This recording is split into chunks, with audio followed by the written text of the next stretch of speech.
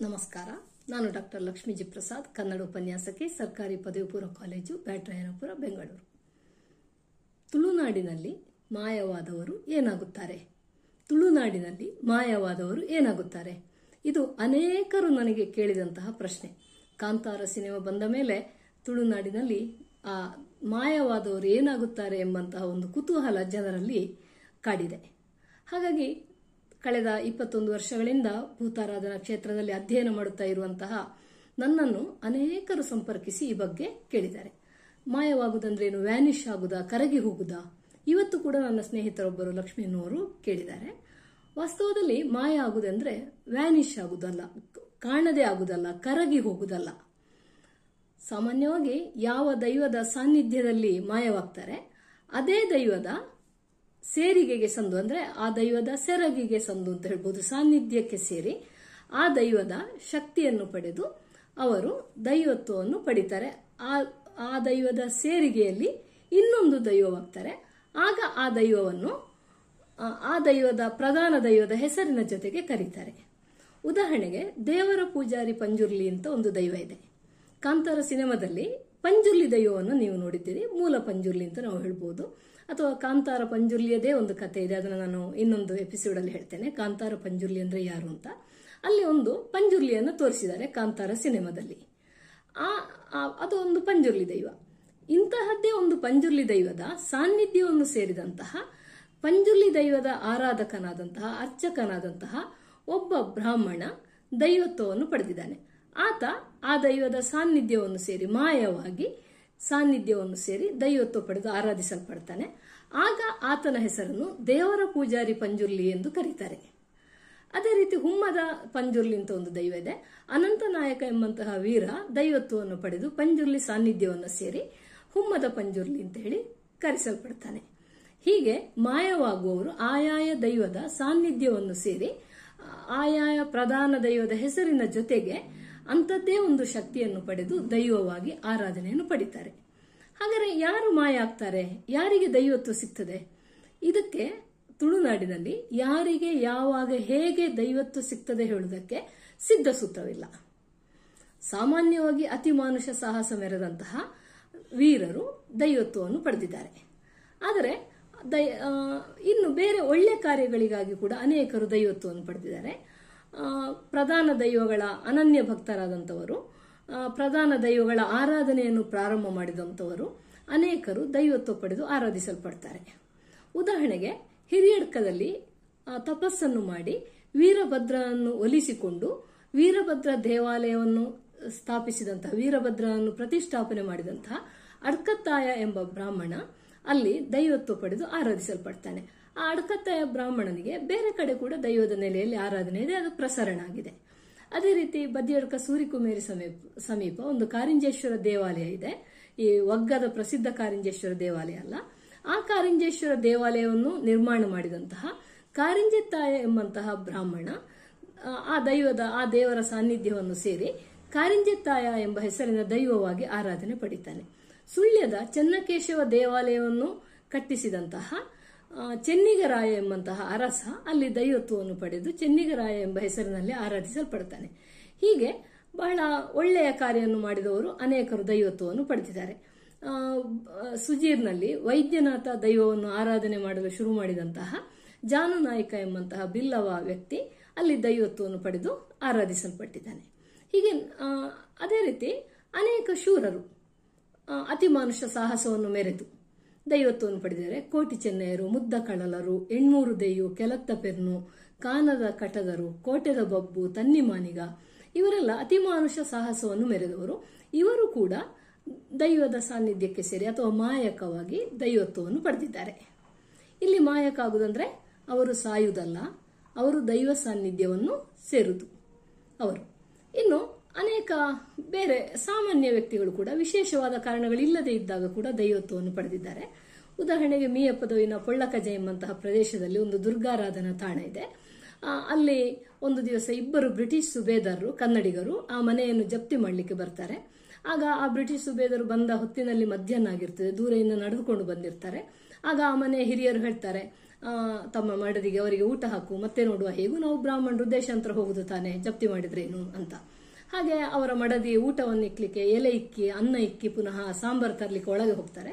ಆಗ ಇವರಿಬ್ರು, ಈ ಬ್ರಿಟಿಷ್ ಸುಬೇದಾರರು ಕನ್ನಡಿಗರು ಮಾತಾಡ್ಕೊಳ್ತಾರೆ, ಅಲ್ಲ, ಜಪ್ತಿ ಮಾಡ್ಲಿಕ್ಕೆ ಮನೆಗೆ ಬಂದವರನ್ನ ಊಟ ಇಕ್ತಾರಲ್ಲ, ಇಂಥವರ ಮನೆಯನ್ನು ಜಪ್ತಿ ಮಾಡಿದ್ರೆ ಆಗ್ಬಹುದಾ ಅಂತ ಹೇಳಿ. ಆಗ ಒಬ್ಬ ಅಲ್ಲಿ ಮಾಯ ಆಗ್ತಾನೆ, ಇನ್ನೊಬ್ಬ ಓಡಿ ಹೋಗ್ತಾನೆ. ಅದರ ಪ್ರತೀಕವಾಗಿ ಮಾಯವಾದವನ ಕೋಲು ಎಲ್ಲ ಅಲ್ಲಿ ಇರ್ತದೆ, ಟೊಪ್ಪಿಯಲ್ಲೇ ಇರ್ತದೆ. ನಂತರ ಹಾಗೆ ಮಾಯವಾದವನು ಅಲ್ಲಿಯ ಪ್ರಧಾನ ದೈವ ಧೂಮಾವತಿಯ ಸೇರಿಗೆಗೆ ಸಂದು ದೈವತ್ವ ಪಡೆದು ಆರಾಧಿಸಲ್ಪಡ್ತಾನೆ. ಆತನ ಹೆಸರು ಗೊತ್ತಿಲ್ಲದ ಕಾರಣ ಬಹುಶಃ ಆತನನ್ನು ಕನ್ನಡ ಬೀರ ಅಂತ ಕರೆದು ಆರಾಧನೆ ಮಾಡ್ತಾರೆ. ಹಾಗೆ ಈ ರೀತಿ ನಾನಾ ಕಾರಣಗಳಿಂದ ದೈವತ್ವವನ್ನು ಪಡೆದು ಆರಾಧಿಸಲ್ಪಟ್ಟವರು ಇದ್ದಾರೆ. ಇಲ್ಲಿ ದೈವತ್ವ ಪಡೆಯುವುದಕ್ಕೆ ಒಂದು ಯಾವುದೇ ಜಾತಿ, ಮತ, ಧರ್ಮದ ಸೀಮೆ ಇಲ್ಲ.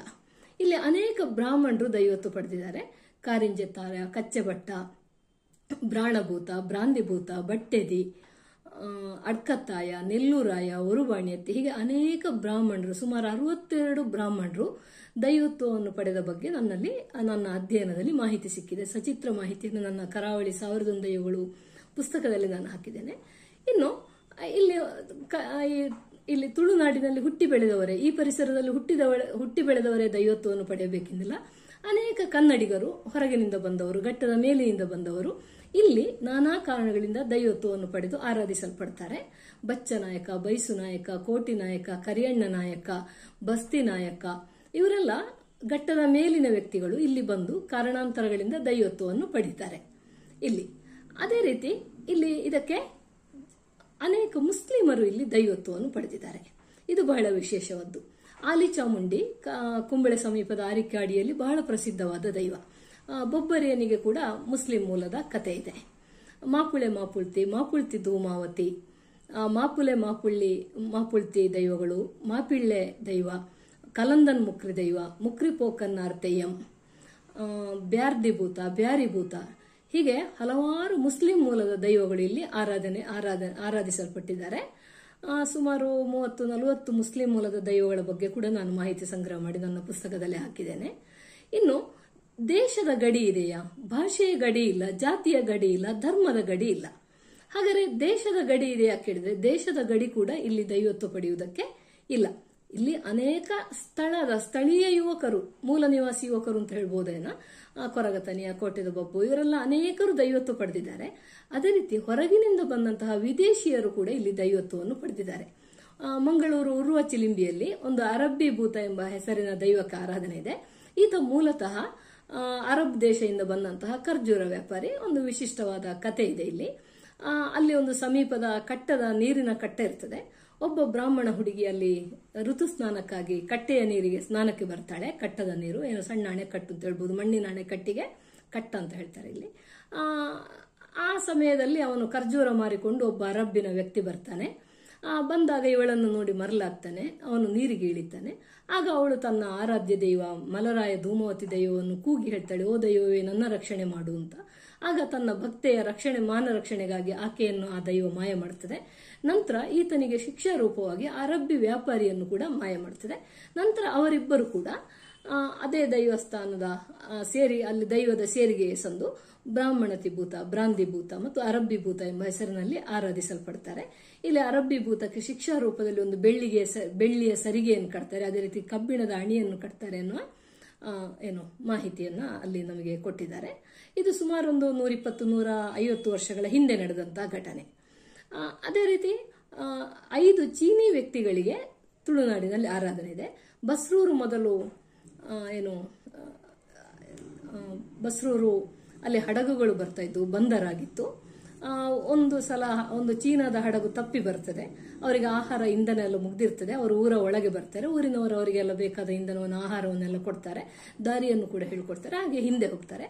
ಹೋಗುವಾಗ ಬಸ್ರೂರು ಗರಡಿಯಲ್ಲಿ ಪಂಜುರ್ಲಿ ದೈವದ ಕೋಲಾಗ್ತಿರ್ತದೆ. ಪಂಜುರ್ಲಿ ದೈವ ನೀವು ಕಾಂತಾರ ಸಿನಿಮಾದಲ್ಲಿ ನೋಡ್ತಿರಲ್ಲ, ಆ ದೈವದ ಕೋಲಾಗ್ತಾ ಇರ್ತದೆ. ಆಗ ಅವರ ಆರಾಧನಾ ಪದ್ಧತಿಗೂ ಇಲ್ಲಿ ಆರಾಧನಾ ಪದ್ಧತಿಗೂ ವ್ಯತ್ಯಾಸ ಇದೆ. ನಾವು ನಂಬಿಕೆ ಅನ್ನೋದು ವೈಯಕ್ತಿಕ, ಆದ್ರೆ ಗೌರವ ಅನ್ನೋದು ಸಾರ್ವತ್ರಿಕ ಆಗಿರಬೇಕು. ಯಾವುದೇ ಆರಾಧನಾ ಪದ್ಧತಿಯ ಬಗ್ಗೆ ಕೂಡ, ಯಾವುದೇ ದೇವರ ಬಗ್ಗೆ ಕೂಡ ನಮಗೆ ಗೌರವ ಇರಬೇಕು. ಆದ್ರೆ ಅಲ್ಲಿ ಇದ್ದಂತಹ 5 ಚೀನಿ ವ್ಯಕ್ತಿಗಳು ನಮ್ಮ ಪಂಜುರ್ಲಿಯ ಆರಾಧನೆಯನ್ನು ಅಪಹಾಸ್ಯ ಮಾಡಿ ನಗಾಡ್ತಾರೆ. ಆಗ ಪಂಜುರ್ಲಿ ದೈವಕ್ಕೆ ಕೋಪ ಬರ್ತದೆ. ಆ 5 ಜನರನ್ನು ಮಾಯ ಮಾಡ್ತದೆ. ಆಗ ಹಡಗಿನಲ್ಲಿದ್ದಂತ ಅವರ ಸಂಬಂಧಿಕರು ಹೆತ್ತವರೆಲ್ಲ ಓಡಿ ಬರ್ತಾರೆ. ಆ ಊರಲ್ಲದ ಊರಿನಲ್ಲಿ ನಮ್ಮ ಮಕ್ಕಳಿಗೆ ನೆಲೆ ಇಲ್ಲದೆ ಆಗಿ ಆಯ್ತಲ್ಲ ಅಂತ ಅಳ್ತಾರೆ. ಆಗ ಪಂಜುರ್ಲಿ ದೈವ ಹೇಳ್ತದೆ, ಇಲ್ಲ, ನಿಮ್ಮ ಮಕ್ಕಳಿಗೆ ನನ್ನ ಬಲಭಾಗದಲ್ಲಿ ಸ್ಥಾನ ಕೊಟ್ಟಿದ್ದೇನೆ, ನನ್ನ ಜೊತೆಗೆ ಅವರು ಆಚಂದ್ರಾರ್ಕವಾಗಿ ಆರಾಧನೆಯನ್ನು ಪಡೀತಾರೆ ಅಂತ ಹೇಳಿ ಅಭಯವನ್ನು ಕೊಡ್ತದೆ. ಅದೇ ರೀತಿ ಕಾರವಾರದಲ್ಲಿ ಇಬ್ಬರು ಆಫ್ರಿ ದೈವಗಳಿಗೆ ಆರಾಧನೆ ಇದೆ. ಆಫ್ರಿ ಮತ್ತೆ ಅಭಿ ದೈವ ಅಂತ ಹೇಳ್ತಾರೆ. ಇಲ್ಲಿ ಆಫ್ರಿ ದೈವ ಅಂದ್ರೆ ಇವರು ಆಫ್ರಿಕಾದ ಸಂತರು. ಅಲ್ಲಿ ಆಫ್ರಿಕಾದಿಂದ ಬಂದಂತಹ ಇಬ್ಬರು ಸಂತರು ನೆಲೆಸಿದ್ದರು. ಸಾಯುವ ಮುಂಚೆ ಅವರು ಹೇಳಿದ್ರು, ನಮ್ಮ ನಂತರ ನಾವು ದೈವಗಳಾಗ್ತೇವೆ, ಕಾಯ ಬಿಟ್ಟು ಜೋಗ ಬಿಟ್ಟು ಕಾಯ ಬಿಟ್ಟು ನಾವು ಮಾಯಕಕ್ಕೆ ಸಲ್ತೇವೆ, ನಮಗೆ ಆರಾಧನೆ ಮಾಡಬೇಕು ಅಂತ ಹೇಳಿರ್ತಾರೆ. ಆದರೆ ಯಾರು ನಂಬಿರುವುದಿಲ್ಲ. ಆದರೆ ಅವರು ಸಾವನ್ನಪ್ಪಿದ ನಂತರ ಅಲ್ಲಿಯ ಸ್ಥಳೀಯ ಅರ್ಚಕರೊಬ್ಬರ ಕನಸಿನಲ್ಲಿ ಅವರು ಕಾಣಿಸಿಕೊಳ್ತಾರೆ, ದೈವತ್ವ ಪಡೆದದ್ದು ಗೊತ್ತಾಗ್ತದೆ. ನಂತರ ಅವರನ್ನು ಆಫ್ರಿ ದೈವಗಳು, ಕಾಫ್ರಿ ದೇವ್ ಅಂತ ಹೇಳುವ ಹೆಸರಿನಲ್ಲಿ ಆರಾಧನೆ ಮಾಡ್ತಾರೆ. ಹೀಗೆ ಇಲ್ಲಿ ದೈವತ್ವ ಪಡೆಯುವುದಕ್ಕೆ ಯಾವುದೇ ಜಾತಿ, ಧರ್ಮ, ಭಾಷೆ, ದೇಶದ ಗಡಿ ಇಲ್ಲ. ಇದೊಂದು ವಿಶಿಷ್ಟವಾದ್ದು. ಇಲ್ಲಿ ದೈವತ್ವ ಪಡೆದವರೆಲ್ಲ 99% ಹಿಂದೂಗಳು, 1% ಮುಸ್ಲಿಮರು, ಕ್ರಿಶ್ಚಿಯನ್ಸ್ ಕೂಡ ದೈವತ್ವವನ್ನು ಪಡೆದಿದ್ದಾರೆ, ಜೈನರು ಕೂಡ ಅನೇಕರು ದೈವತ್ವವನ್ನು ಪಡೆದಿದ್ದಾರೆ. ಈ ದೈವಗಳನ್ನು ಆರಾಧನೆ ಮಾಡುವವರು ಕೂಡ 99% ಹಿಂದೂಗಳು, 1% ಬೇರೆ ಜಾತಿ ಧರ್ಮದವರು ಕೂಡ ಇಲ್ಲಿ ಸೇರಿ ಆರಾಧನೆ ಮಾಡ್ತಾರೆ. ಎಲ್ಲ ಜಾತಿ ಜನಾಂಗದವರು ಇಲ್ಲಿ ದೈವ ಭೂತಗಳನ್ನು ಆರಾಧನೆ ಮಾಡ್ತಾರೆ. ಇನ್ನು ದೈವ ಕಟ್ಟಿದಾಗ ಮಾಯ ಆಗ್ತಾರಾ ಹೇಳುದೊಂದು ಪ್ರಶ್ನೆ ಅನೇಕ. ಯಾಕಂದ್ರೆ ಕಾಂತಾರ ಸಿನಿಮಾದಲ್ಲಿ ತಂದೆ ಮತ್ತು ಮಗ ಇಬ್ಬರು ಪಂಜುರ್ಲಿ ದೈವವನ್ನು ಕಟ್ಟಿದಾಗ, ಅಂದ್ರೆ ಕೋಲ ನಡೆಯುತ್ತಾ ಇರುವಾಗ ಕೊನೆಯಲ್ಲಿ ಓಡಿ ಹೋಗಿ ಕಾಡಿನಲ್ಲಿ ಮಾಯ ಆಗ್ತಾರೆ. ಇಂಥದ್ದು ಇದೆಯಾ ಅಂತ ಅನೇಕರು ಕೇಳ್ತಾರೆ. ಹೌದು, ಇದು ಕಲ್ಪಿತ ಕಥೆಯಲ್ಲ, ಇಂಥದ್ದು ಅನೇಕ ಐತಿಹ್ಯಗಳಿವೆ. ರಿಷಬ್ ಶೆಟ್ಟಿಯವರ ಆ ಕಥೆಯ ಆರಂಭದಲ್ಲಿ ಅದನ್ನ ಕಥೆಯ ಸಿನಿಮಾದ ಟೈಟಲ್ ಅಲ್ಲಿ ದಂತಕಥೆ ಅಂತ ಕೊಟ್ಟಿದ್ದಾರೆ. ಅಂದ್ರೆ ಐತಿಹ್ಯಗಳು, ಬಾಯಿಂದ ಬಾಯಿ ಹರಡಿ ಬಂದ ಕಥೆಗಳು. ತುಳುನಾಡಿನಲ್ಲಿ ಇಂಥ ಅನೇಕ ಐತಿಹ್ಯಗಳಿವೆ. ತುಳುನಾಡಿನ ಸುಳ್ಯ ಪರಿಸರದಲ್ಲಿ ಕೂಜಿಲು ದೈವಗಳು ಅಂತ ಹೇಳುವ ಒಂದು ದೈವಗಳಿಗೆ ಆರಾಧನೆ ಇದೆ. ಕೂಜಿಲು ಅಂದ್ರೆ ಸೈನಿಕರು ಅನ್ನೋ ಅರ್ಥ ಇದೆ. ಈ ದೈವಗಳ ಕೋಲದ ನೇಮದ ಕೊನೆಯಲ್ಲಿ ಸುತ್ತಮುತ್ತ ಸೇರಿದವರೆಲ್ಲ ಕೈ ಹಿಡಿದು ಹುಲಿದನ ಆಟ ಆಡುವ ಹಾಗೆ ಕೋಟೆಯನ್ನು ಕಟ್ತಾರೆ. ಆ ಕೋಟೆಯನ್ನು ಕಟ್ಟಿದಾಗ ಆ ದೈವಗಳು ಆ ಕೋಟೆಯನ್ನು ಒಡೆದು ಹೊರಗೆ ಹೋಗ್ಲಿಕ್ಕೆ ಪ್ರಯತ್ನ ಪಡ್ತವೆ. ಒಂದೊಮ್ಮೆ ಹೊರಗೆ ಹೋದ್ರೆ ಅವರು ಕಾಡಿನಲ್ಲಿ ಮಾಯ ಆಗ್ತಾರೆ, ಮತ್ತೆ ಸಿಗುದಿಲ್ಲ ಹೇಳುವ ನಂಬಿಕೆ ಇದೆ. ಇದು ನಿಜವಾಗಿ ನಡೆದಿದೆ ಅಂತ ನಾನು ವಿಚಾರಿಸಿದಾಗ ಪೂವಪ್ಪ ಅನ್ನುವಂಥ ಹಿರಿಯ ಕಲಾವಿದರೊಬ್ಬರು, ಅವರ ಅವರ ಅಜ್ಜನ ದೊಡ್ಡಪ್ಪನೊಬ್ಬರು ಹೀಗೆ ಮಾಯ ಆಗಿದ್ದಾರೆ ಅಂತ ಹೇಳ್ತಾರೆ. ಮೊದಲ 16 ಕೂಜಿಲು ದೈವಗಳಿದ್ದು ಹೀಗೆ ಮಾಯ ಆಗಿ ಈಗ 2 ಉಳಿದಿವೆ ಅಂತ ಹೇಳ್ತಾರೆ. ಹಾಗೆ ಅವರ ಹಿರಿಯ ಕಲಾವಿದರ ದೊಡ್ಡಪ್ಪ, ತಂದೆಯ ದೊಡ್ಡಪ್ಪ, ಅಜ್ಜನ ದೊಡ್ಡಪ್ಪ ಮಾಯ ಆಗಿದ್ದಾರಲ್ಲ. ಆಗ ಕೇಳಿದೆ ನಾನು, ಅವರಿಗೆ ಅಶೌಚ ಇದೆಯಾ, ಮಾಯ ಆದವರ ಮನೆ ಮಂದಿಯ ಪರಿಸ್ಥಿತಿ ಏನಾಗ್ತದೆ ಅಂತ. ಆಗ ಅವರು ಹೇಳಿದ್ರು, ಇಲ್ಲ, ಆ ಮಾಯ ಆದವರು ಸಾಯುವುದಲ್ಲ, ಅವರು ದೈವ ಸಾಯುಜ್ಯವನ್ನು ಪಡೆಯುವಂಥದ್ದು. ಹಾಗಾಗಿ ಅವರಿಗೆ ಅಶೌಚ ಇಲ್ಲ, ಆತನ ಮಡದಿ ವಿಧವೆಯಲ್ಲ. ಹಾಗಾಗಿ ಆಕೆಗೆ ಮತ್ತೆ ಮದುವೆ ಮಾಡ್ತಾರೆ. ಮತ್ತೆ ಅಲ್ಲಿ ಅವರಿಗೆ ಸತ್ತಾಗ ಮಾಡುವಂತಹ ಸಂಸ್ಕಾರಗಳಿರುವುದಿಲ್ಲ. ಬದಲಿಗೆ 16ನೇ ದಿವಸ ದೈವ ಸಾನ್ನಿಧ್ಯವನ್ನು ಸೇರಿದ್ದಕ್ಕೆ ಸಂಕೇತವಾಗಿ ಒಂದು ಮರದ ಅಡಿಯಲ್ಲಿ ಒಂದು ಕಲ್ಲು ಹಾಕಿ ಆರಾಧನೆ ಪ್ರಾರಂಭ ಮಾಡ್ತಾರೆ. ಅನಂತರ ಪ್ರಧಾನ ದೈವದ ಆರಾಧನೆ ಆಗುವಾಗ ಈ ದೈವಕ್ಕೆ ಕೂಡ ಕೋಲ ಕಟ್ಟಿ ಆರಾಧನೆ ಮಾಡ್ತಾರೆ ಎಂಬ ಮಾಹಿತಿಯನ್ನು ಅವರು ನೀಡಿದ್ದಾರೆ. ಇನ್ನು ದೀಪಕ್ ಮುರಡಿತಾಯ ಅವರು ಹೇಳ್ತಾರೆ, ಅವರ ಮನೆಯಲ್ಲಿ ಕೂಜಿಲು ದೈವ ಹೀಗೆ ಕಟ್ಟಿದಾಗ ಒಮ್ಮೆ ಮಾಯ ಆಯ್ತಂತೆ. ಹಾಗಾಗಿ ನಂತರ ತುಂಬಾ ಸಮಯ ಕೂಜಿಲು ಕೋಲವನ್ನು ಕೊಡುವುದನ್ನು ನಿಲ್ಲಿಸಿದ್ರಂತೆ, ಮತ್ತೆ ಪುನಃ ಶುರು ಮಾಡಿದ್ದಾರೆ ಇವಾಗ ಅಂತ ಹೇಳ್ತಾರೆ. ಅದೇ ರೀತಿ ಗಣೇಶ್ ಹೊಸಬೆಟ್ಟ ಅವರು ಗಣೇಶ್ ರಾಮ್ ಅವರೊಂದು ಮಾಹಿತಿಯನ್ನು ಕೊಟ್ಟಿದ್ದಾರೆ. ಸುರತ್ಕಲ್ನ ಹೊಸಬೆಟ್ಟಿನಲ್ಲಿ ರಾವುಗುಳಿಗ ಬಹಳ ಪ್ರಸಿದ್ಧ ಕಾರಣಿಕದ ದೈವ, ಬಹಳ ಉಗ್ರ ದೈವ. ಒಂದು ಸಲ ಆ ಕಟ್ಟಿದಂತಹ ವ್ಯಕ್ತಿ, ದೈವ ಕಟ್ಟಿದಾಗ ಕೋಲ ಆಗ್ತಾ ಇರುವಾಗ, ನೀವು ಕಾಂತಾರದಲ್ಲಿ ಓಡಿ ಹೊದ್ದು ನೋಡ್ಲಿಲ್ವಾ, ಹಾಗೆ ದೈವ ಕಟ್ಟಿದಂತಹ ವ್ಯಕ್ತಿ ಓಡಿ ಹೋಗಿ ಒಂದು ಗೋಳಿ ಮರವನ್ನ ಹತ್ತಿ ಅಲ್ಲಿ ಮಾಯ ಆಗ್ತಾನೆ. ನಂತರ ಆತನ ದೇಹ ಏನು ಸಿಗುವುದಿಲ್ಲ, ಅವನು ಮರ ಹತ್ತಿ ಮಾಯ ಆದ್ದಕ್ಕೆ ಅದರ ಸಂಕೇತವಾಗಿ ಆತನ ಕಾಲಿಗೆ ಕಟ್ಟಿದಂತಹ ಗಗ್ಗರ ಸಿಗ್ತದೆ ಅಂತ ಹೇಳ್ತಾರೆ. ನಂತರ ತುಂಬಾ ಸಮಯ ಅಲ್ಲಿ ರಾವುಗುಳಿಗನ ಕೋಲವನ್ನು ಮಾಡುವುದಿಲ್ಲ, ಆದ್ರೆ ಏನೇ ಇಲ್ಲ ಅನಾಹುತಗಳು ಕಾಣಿಸ್ತವೆ, ಆಕ್ಸಿಡೆಂಟ್ ಆಗ್ತದೆ ಸದಾ. ಹಾಗಾಗಿ ಮತ್ತೆ ದೈವದ ಕೋಲವನ್ನು ಈಗ ಕಟ್ತಾರೆ ಅಂತ ಹೇಳ್ತಾರೆ. ಅದೇ ರೀತಿ ಬೇರೆ ಬೇರೆ ಕಡೆಯಲ್ಲಿ ಕೂಡ ಹೀಗೆ ದೈವಗಳು ಮಾಯ ಆದಂತಹ ಕಥಾನಕಗಳು, ದೈವ ಕಟ್ಟಿರುವಾಗಲೇ ಮಾಯವಾದಂತಹ ಕಥಾನಕಗಳಿವೆ.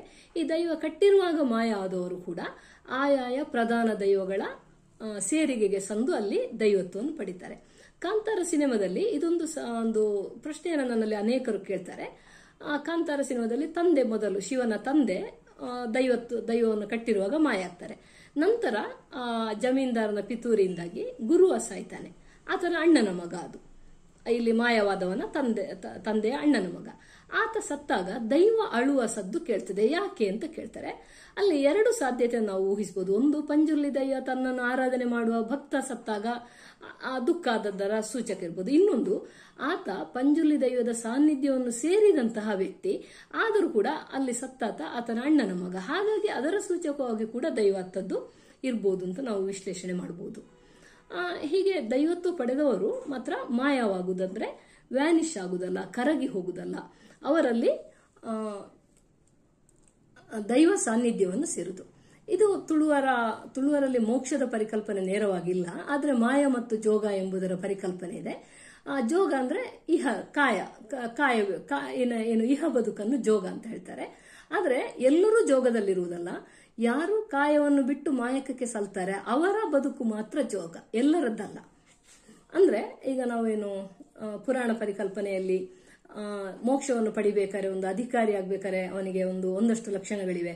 ಅಧಿಕಾರಿ ತು ವಿಧಿವದತೀತ ವೇದ ವೇದಾಂಗತ್ವೇನ ಆಪಾತತಃ ಅಧಿಗತಾರ್ಥ ಅಖಿಲ ಅಸ್ಮಿನ್ ಜನ್ಮನಿ ಜನ್ಮಾಂತರೇವ ಕಾಮ್ಯ ನಿಷಿದ್ಧ ವರ್ಜನ ಪುರಸ್ಸರಂ ನಿತ್ಯ ನೈಮಿತ್ತಿಕ ಪ್ರಾಯಶ್ಚಿತ್ತೋಪಾಸನಾನುಷ್ಠಾನೇನ ನಿತಾಂತಹ ನಿರ್ಮಲಸ್ವಂತಹ ಪ್ರಮಾತ ಅಂತ ಹೇಳ್ತೇವಲ್ಲ. ಜನ್ಮ ಜನ್ಮಾಂತರದಿಂದ ಆ ಒಂದು ಅರ್ಹತೆಯನ್ನು ಪಡಿಬೇಕಾಗ್ತದೆ, ಬೇರೆ ಬೇರೆ ಗುಣಗಳನ್ನು ಜೋಡಿಸಿಕೊಂಡಂತ. ಹಾಗೆಯೇ ಇಲ್ಲಿ ಕೋಟಿ ಚೆನ್ನೈಯರೇ ಮೊದಲಾದಂತಹ ವೀರರು ಜನ್ಮ ಜನ್ಮಾಂತರದಿಂದ ದೈವ ಸಾನ್ನಿಧ್ಯವನ್ನು ಸೇರುವಂತಹ ಅರ್ಹತೆಯನ್ನು ಪಡೆದುಕೊಂಡು ಬರ್ತಾರೆ ತಮ್ಮ ಗುಣ ನಡತೆಯಿಂದ, ಆಚರಣೆಯಿಂದ. ಅಂತಿಮವಾಗಿ ಈ ಜೋಗಕ್ಕೆ ತಲುಪಿರ್ತಾರೆ. ಅಂತಿಮ ದೇಹವನ್ನ, ಅಂತಿಮ ಜನ್ಮವನ್ನು ಅವರು ಪಡೆದಿರ್ತಾರೆ, ಅದು ಜೋಗ. ಅಲ್ಲಿನ ನಂತರ ಅವರು ದೈವ ಸಾನ್ನಿಧ್ಯವನ್ನು ಪಡಿತಾರೆ. ಒಂದು ರೀತಿಯಲ್ಲಿ ಇದು ಮೋಕ್ಷ. ಆದ್ರೆ ನೇರವಾಗಿ ತುಳುವರಲ್ಲಿ ಮೋಕ್ಷದ ಪರಿಕಲ್ಪನೆ ಇಲ್ಲ. ದೈವ ಸಾನ್ನಿಧ್ಯಕ್ಕೆ ಸೇರಿಗೆಗೆ ಸಲ್ಲುವಂತಹ ಮಾಯಕವಾಗುವಂತಹ ಪರಿಕಲ್ಪನೆ ಇಲ್ಲೊಂದು ವಿಶೇಷತೆ ಇದೆ. ಇಲ್ಲಿ ಯಾರು ಯಾವಾಗ ಹೇಗೇ ದೈವತ್ವ ಪಡೆಯಲಿ, ದೈವತ್ವ ಪಡೆಯುವ ಮುಂಚೆ ಅವರು ಬ್ರಾಹ್ಮಣರಾಗಲಿ, ಮೂಲ ನಿವಾಸಿಗಳಾಗಿರಲಿ, ಹಿಂದೂಗಳಾಗಿರಲಿ, ಕ್ರಿಶ್ಚಿಯನ್ಗಳಾಗಲಿ, ಮುಸ್ಲಿಮರಾಗಿರಲಿ, ದೈವತ್ವ ಪಡೆದ ನಂತರ ಅವರು ನಮ್ಮನ್ನು ಕಾಯುವ ಶಕ್ತಿಗಳು. ಅವರು ಹಿಂದೆ ಒಳ್ಳೆಯವರಾಗಿರ್ಬೋದು, ಕೆಟ್ಟವರಾಗಿರ್ಬೋದು, ಅತಿಮಾನುಷ ಶೂರರಾಗಿರ್ಬೋದು, ಸಾಮಾನ್ಯ ವ್ಯಕ್ತಿಗಳಾಗಿರ್ಬೋದು. ದೈವಗಳಾದ ನಂತರ ಇವರು ನಮ್ಮನ್ನು ಕಾಯುವ ಶಕ್ತಿಗಳು ಮಾತ್ರ. ದುಷ್ಟರನ್ನು ಶಿಕ್ಷಿಸುವ, ಶಿಷ್ಟರನ್ನು ರಕ್ಷಣೆ ಮಾಡುವ ಮಣ್ಣಿನ ಸತ್ಯಗಳು ಎಂದು ಕರೆಯಲ್ಪಡುವಂತಹ ಶಕ್ತಿಗಳಿವರು. ಯಾವುದೇ ದೈವದ ನಡುವೆ ಭೇದ ಭಾವ ಇಲ್ಲ, ತಾರತಮ್ಯ ಇಲ್ಲ. ಎಲ್ಲ ದೈವಗಳನ್ನು ಕೂಡ ಸಮಾನ ಭಕ್ತಿಯ ನೆಲೆಯಿಂದ, ಸಮಾನ ಗೌರವದಿಂದ ಎಲ್ಲ ಜಾತಿ ಸಮುದಾಯದ ಜನರು ಸೇರಿ ಆರಾಧನೆ ಮಾಡ್ತಾರೆ. ಇದು ತುಳುನಾಡಿನ ಈ ದೈವ ಆರಾಧನೆಯ ಬಹಳ ವಿಶಿಷ್ಟತೆ. ದೈವ, ದೇವರು, ತೆಯ್ಯಂ, ಭೂತ ಇದೆಲ್ಲವೂ ಸಮಾನಾರ್ಥಕ ಪದಗಳು. ದೈವ ಅಂದರೆ ದೇವರು, ದೈವ ಅಂದರೆ ದಿವ್ಯವಾದವರು, ಬಹಳ ಆಕಾಶದಲ್ಲಿರುವ ದಿವ ಹೇಳುವ ಅರ್ಥ. ಒಟ್ಟು ಬಹಳ ಪವಿತ್ರವಾದವರು ಅಂತ ಅರ್ಥ.